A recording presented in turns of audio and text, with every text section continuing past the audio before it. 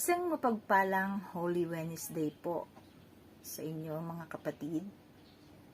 Narito po tayong muli sa ating Grab Food for the Soul, our daily dose for the nourishment of our soul. Simulan po natin ang ating araw sa pagbubulay-bulay ng salita ng Diyos upang makalakad tayo sa isang mapayapang pamumuhay. Ang pamagat po ng ating paksa ngayong umaga ay Journey to the Cross Part 1. At matatagpuan po natin ang ating batayang talata sa Lucas chapter 13 verse 33 to 34. At ganito po ang sinasabi ng talata. Ngunit dapat akong magpatuloy sa aking lakad ngayon, bukas at sa makalawa, sapagkat hindi dapat mamatay sa labas ng Jerusalem ang isang propeta. Jerusalem, Jerusalem, pinapatay mo ang mga propeta at binabato ang mga isinusugo sa iyo. Ilang beses kong sinikap na kupkupin ang iyong mga anak, gaya ng pag-aaruga ng isang inahin sa kanyang mga sisiw. Ngunit ayaw mo.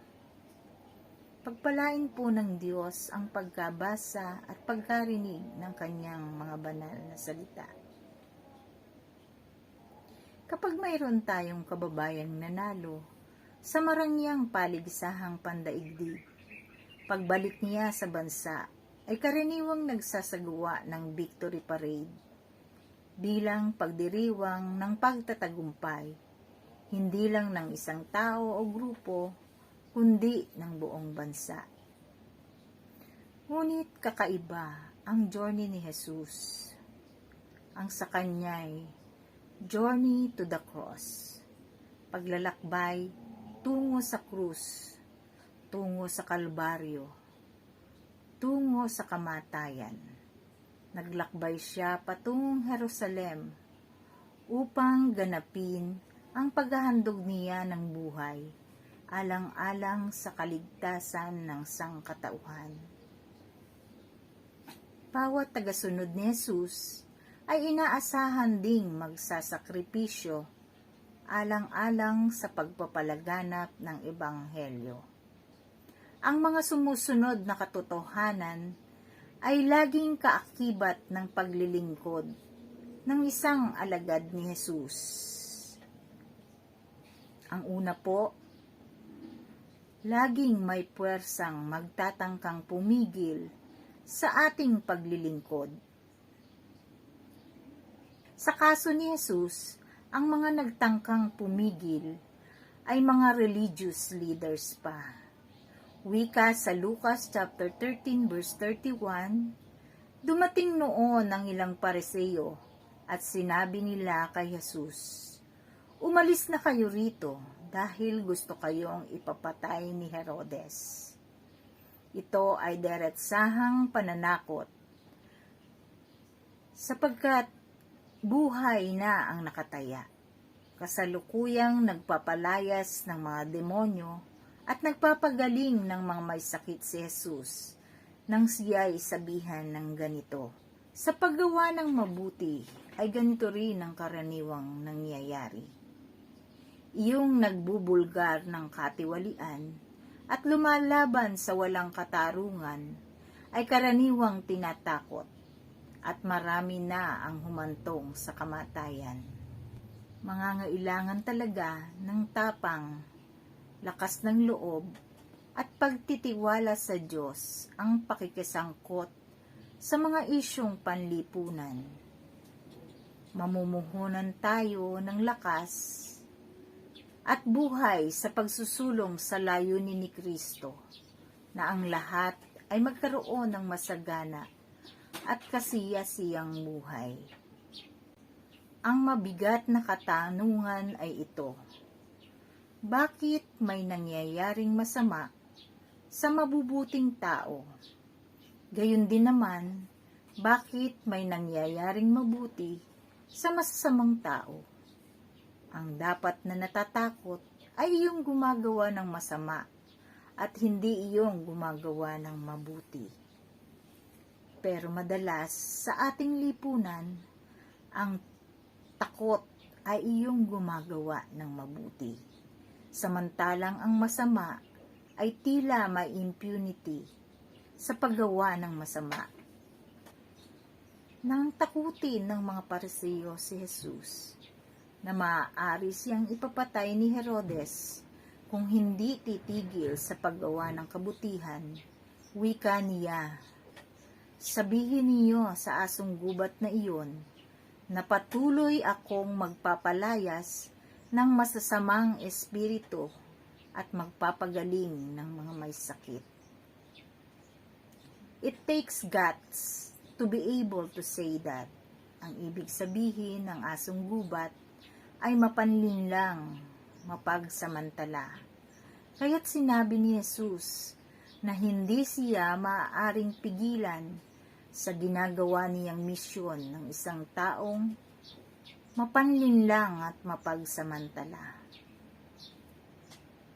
Maraming mapanlinlang at mapagsamantala sa ating lipunan. Ang iba'y garapalang panlilinlang ang ginagawa. Ang iba na may suwabe. At ang mga iyon ang mas nakakatakot. Maraming politiko rito sa atin, kung magsalita, akala mo'y malinis na malinis. Ang magbibigay sa atin ng lakas ng loob at karunungan upang malaman ang kasinungalingan ay ang Espiritu Santong ipinangako ni Jesus na isusugo ng Diyos sa lahat ng kanyang tagasunod. Wika niya sa Juan chapter 14 verse 26, ngunit ang tagapagtanggol, ang Espiritu Santo na isusugo ng Ama sa pangalan ko, ang siyang magtuturo sa inyo ng lahat ng bagay at magpapaalala ng lahat ng sinabi ko sa inyo. Tayo po ay manalangin. Panginoon naming Diyos na makapangyarihan sa lahat, maraming salamat po sa umagang ito sa pagkakataon na inyong ipinagkaloob upang kami po ay muling makapagbulay-bulay ng iyong mga salita at alalahanin po ang mga pinagdaanan po ng Panginoong Hesus sa krus ng Kalbaryo, Panginoon. Maraming salamat po sa pag-aalay ninyo ng inyong buhay upang ang mga nakararami ay maligtas sa aming mga pagkakasala. Panginoong Diyos, dalangin namin sa umagang ito ang amin pong mga kapatid na nakasama po namin ngayon. Maraming salamat po sa kanilang mga buhay. Dalangin namin, Panginoon, na ang amin pong mga kapatid na nagsisipagtrabaho ay inyo pong ingatan sa kanilang paglalakbay, papunta sa kanilang place of work.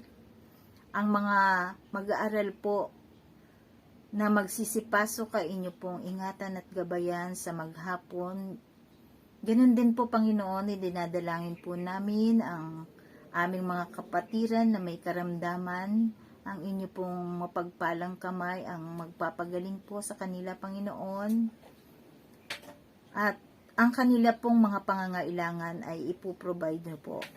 Marami pong salamat, Panginoon, sa umagang ito. Ito po ang aming dalangin sa tanging pangalan ni Jesus. Amen. Maraming salamat po sa pagsama sa akin ngayon sa pagbubulay-bulay ng salita ng ating Panginoon. A friendly reminder to all of us po, be Christ-like in your workplace today. God bless us all, and hanggang sa muli po.